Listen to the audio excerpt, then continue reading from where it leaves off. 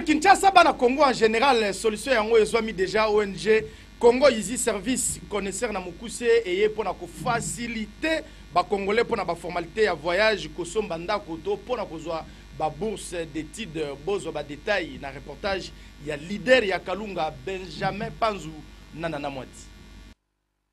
ONG Congo Easy Service connaisseur na mukuse boye bake kumamaka na madame Winner eyenga mbaka apesi na ba congolais ba service ebele lokola bazali ko faciliter na bana ya Congo ba formalité pour na ko voyager na Afrique, Asie, Amérique, Europe et mikili misusu. Bazali pe la service ya vente pe location ya ba immobilier pe mobilier. Bazala banda kuto pe mituka oza kote ka tope olingi osomba contacter ka ONG connaisseur oza mobimba. Oza pe la poste ya localisation ya ba place commerciale, ba business, ba supermarché, tope salle de fête nyonso wana bo contacter kaka ONG connaisseur po bango bako faciliter bino pe bako la bino réduction même pour la baso médicaux na bino bana ya poto babosani bino te olingi oya na RDC ozali na besoin ya place ya kofanda contacter kaka ONG connaisseur oza mobimba.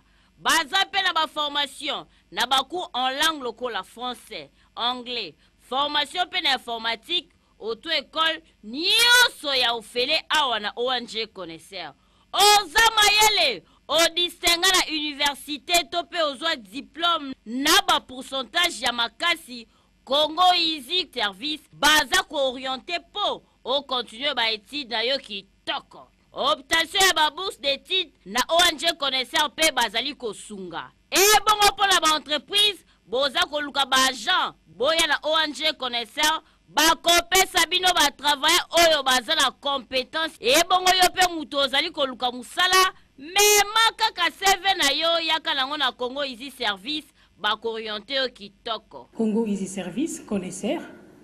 toza ONG moko toza wana pour faciliter bino tâches biso tozo travailler na clarté na transparence pe il y a du sérieux na musala na tozo sala. Alors boya ebele na Congo Easy Service pour la désuté na connaisseur mutu pasi esili benga numéro connaisseur pour connaisseur elbino ba solution makambo nyonso tala na Congo Easy Service connaisseur na mukuse et pas yemoko président Winner et ngambaka azali kokumbela masolo